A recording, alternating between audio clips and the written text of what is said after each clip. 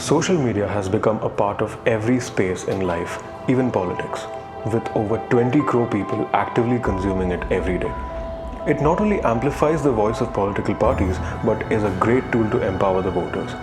However, these days a lot of trolling is being used to suppress dissent online.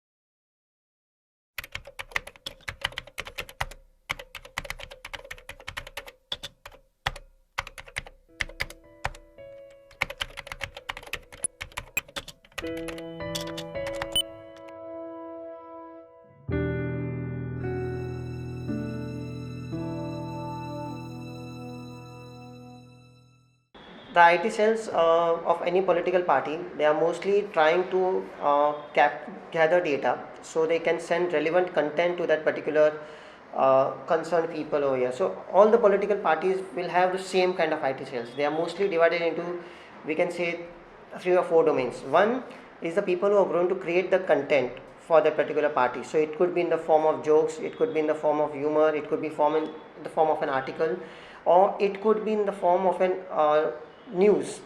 So somebody is going to create the content.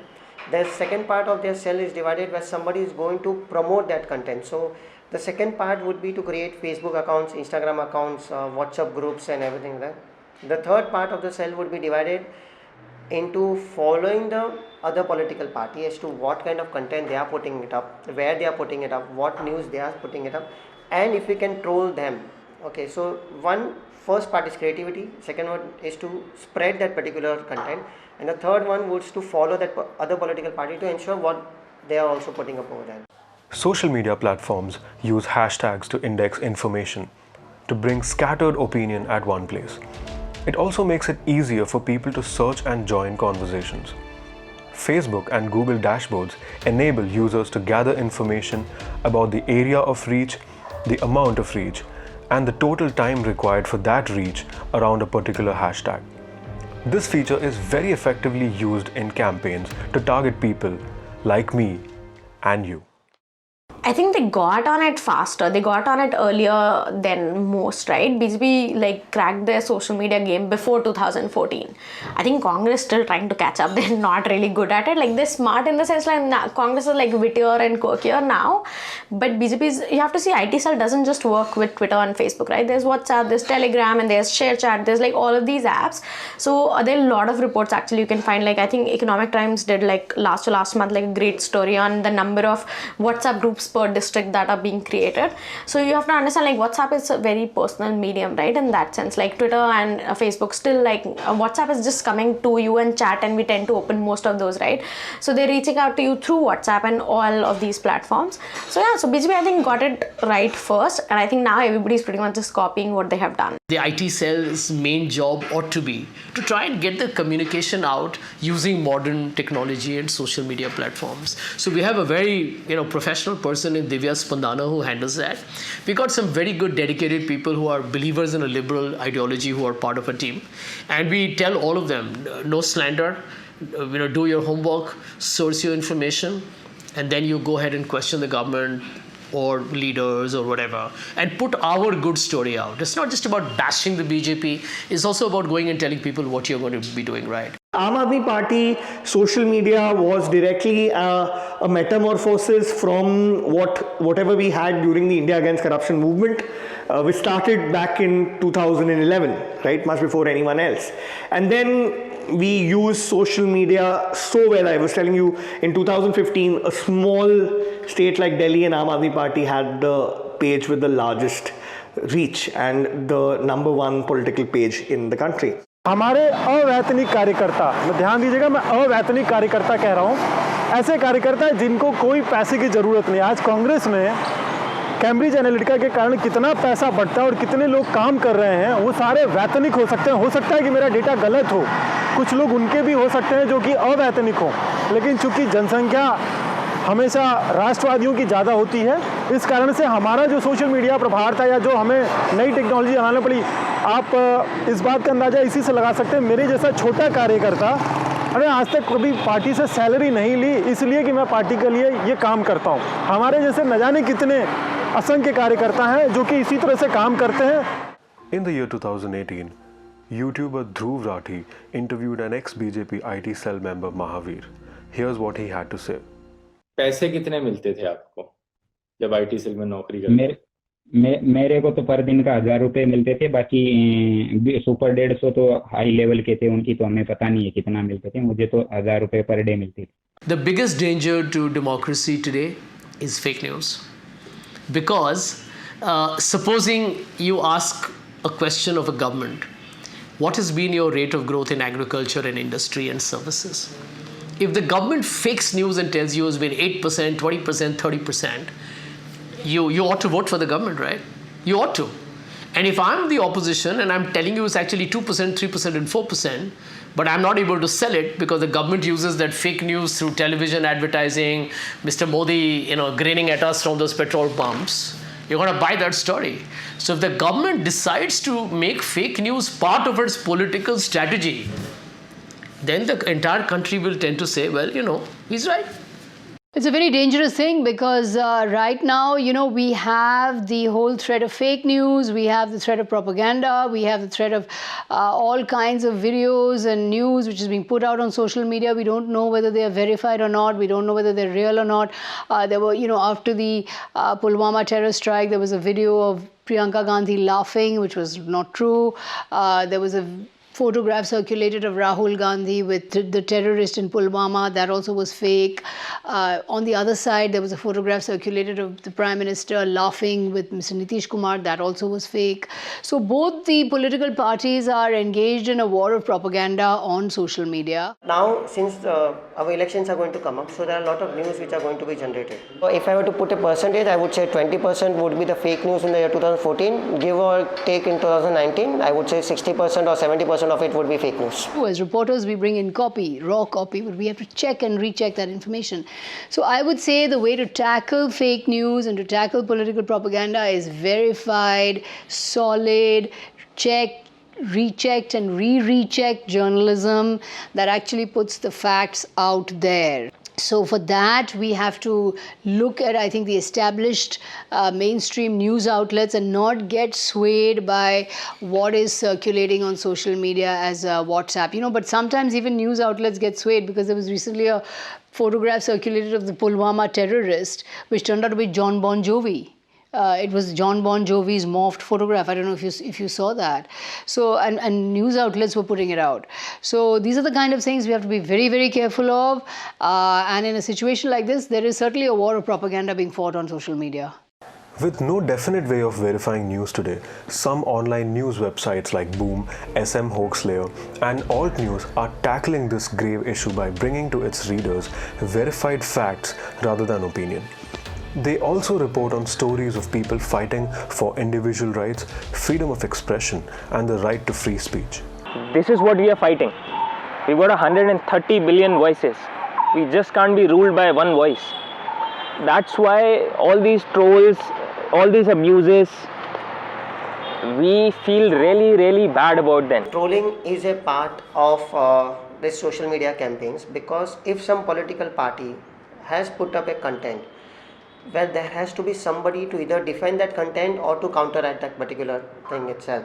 So if somebody has put up any news, we have to ensure that the other party will have to counterattack with some facts, with some figures, or it could be fake. So trolling, well, it's a part of this campaigns, and there are a lot of accounts that needs to be generated for that. So every political party has ensured that they got minimum number of followers, they got minimum number of accounts. So as soon as a good article is posted by some other party and a lot of likes come up, and the article suddenly is beginning to reach a lot of people, they have to ensure that I cannot bring the article down. So the only way they can put a doubt about that article is to pass a very good comment on that particular article. So I have to troll it out. I have to, negate, or I have to bring down that particular effect of the article, and the only way I can do that, because I cannot remove the article, okay, I have to give it an effect. How do I put a little bit of a negativity on that good article? Well, put a trolling comment onto it. BJP IT cell has been given a brief, and as I said, that it's not limited to BJP IT cell now. It's right now Arnab Goswami is a sort of television extension of the BJP IT cell, or Sudhir Chaudhary is a television extension of the BJP IT cell. So their one thing that they sort of are told to do, which is that you have to troll any other voice which is critical of us so much that that person, it plays on his or her psychology before someone writes anything on social media. So if, say for example, you write something on social media which is critical of the government and you get 500 abuses for that, you would think that 500 people are abusing you, which is that 500 people are actually supporting Modi. But it might just be that 5 people operating 500 bot accounts. So that's what it does. It sort of to create the psychological thing amongst critics of Modi that Modi has popular support. I've had a decade of experiences with these people. I've filed two FIRs which were registered. One was a death threat to me personally. The other was a gang rape threat to my daughter. So that was one when I took very seriously, because the person was giving out the timing of her school and what time she emerged from school, and that we would gang rape her. There was a death threat to me and several other journalists. You can search that on Facebook.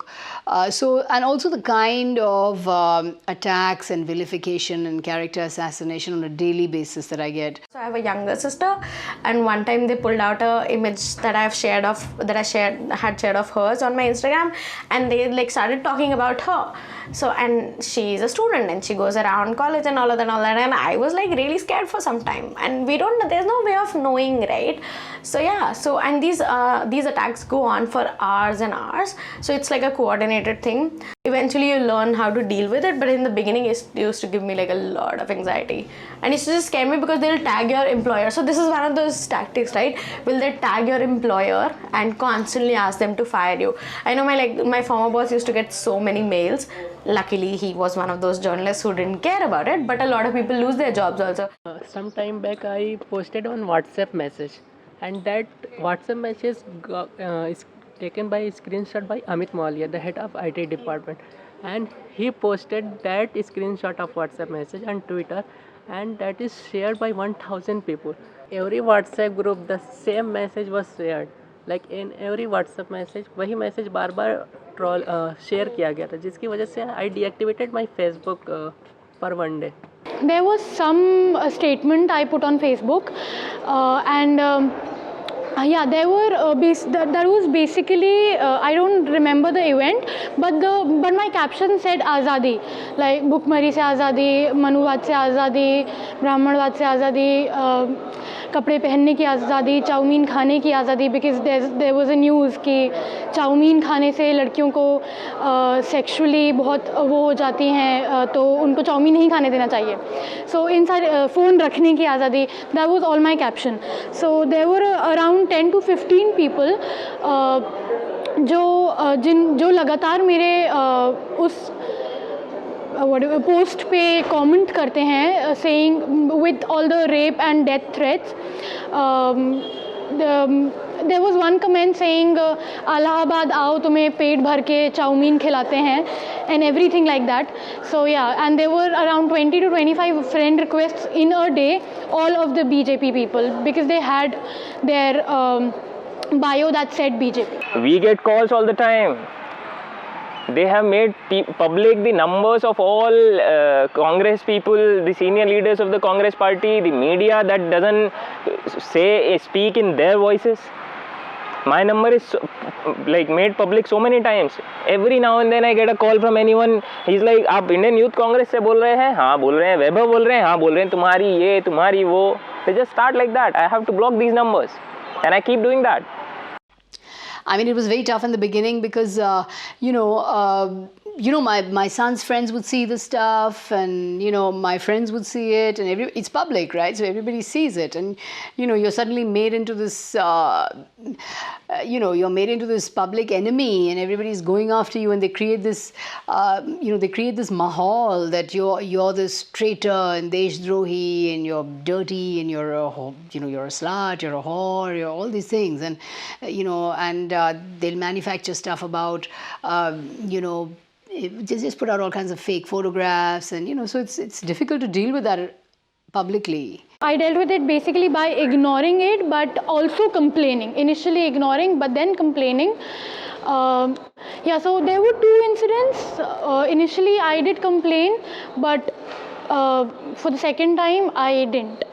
मुझे लगता है कि ये सब ऐसा नहीं होना चाहिए जो थ्रेट्स किसी भी लोगों को आए, चाहे एक विचारधारा के लोगों को आए, चाहे एक कम्युनिटी को आए या फिर किसी एक जेंडर को आए, ऐसा नहीं होना चाहिए। और इसके लिए मुझे लगता है कि अपने संविधान में अगर हम देखें आईपीसी में एक प्रावधान भी है, आईटी सेल में हम जाके उसका कंप्लेन भी कर सकते हैं। तो मुझे लगता है कि अगर ऐसी कोई थ्रेट्स आ रही हैं तो हमें उस समय काफ़ी ज़्यादा एक्टिव होने की ज़रूरत है और जो लीगल जो हेल्प है, जो एडवाइस है, उसको तुरंत लेना चाहिए। In the first few years, during the year 14-15, we used to get a lot of complaints. But now you will not believe, nobody is coming up with not that much of a complaint. No film star, no struggling TV actor, actresses, no political party.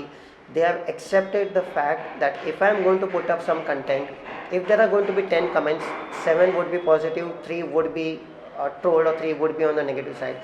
But they have learned to ignore it, or they have taken it up as a fact that yes, this is going to be a part and parcel of any political or any campaign that I am going to put up. You have rape threats being issued by people, and the same people are followed by the Prime Minister Narendra Modi, and it's sort of worn as a proud badge of honor. What rubbish is this? People who are hurling abuses to women on social media are being followed by the Prime Minister themselves. Can you believe that? The Prime Minister is silently giving cover to all of these forces. You are trying to give them the confidence that you go on and do what you are doing while you have my backing. What is this supposed to mean? He follows 2,212 people, to be precise. He is on Twitter since, I think, 2008 or 9. He is following people. He has followed some people, and then if somebody out of them allegedly abuses, is he responsible for that? He is not endorsing them. Following is not endorsing. He also follows Kejriwal and Rahul Gandhi, right? So Rahul Gandhi is lying day in, day out. Kejriwal calls Prime Minister psychopath. So does he endorse that? We don't spread fake information. We will not basically target people and vilify them. हम कभी इस चीज़ को propagate नहीं करते हैं कि और या ना कोशिश करते हैं, ना इंगेज करते हैं, ना इस चीज़ को एडवोकेट करते हैं कि किसी तरह से भी मिसयूज हो और गलत चीज़ और फेक न्यूज़ या ट्रोल करना चाहिए. They are trying to spread the messages of love. They are trying to spread the messages of India, the united India, the secular India. I believe that the people of this country are actually peace-loving people. They don't like violence that much. They don't like hatred that much. They are not those people. You can fool some people sometime. You can fool many people sometime. You can't fool all people all time. So we feel that the democratic values in this country still exist. I just believe we are no longer a democracy.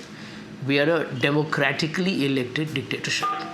You have to stay within the limits of the rule of law, but you have to have freedom. And without freedom, with these attempts to shut you down, to shut your mind down, to shut expression down, I'm afraid the future is bleak. Democracy. Of the people, by the people, for the people. Media, the fourth pillar of democracy. What do you do when the warriors of truth place the blindfold of illusion on your eyes? Listen to the cry for justice around you. Surrender yourself to your inner outrage, for it is when you raise your hands behind your head and loosen the blindfold do you see the victorious face of freedom.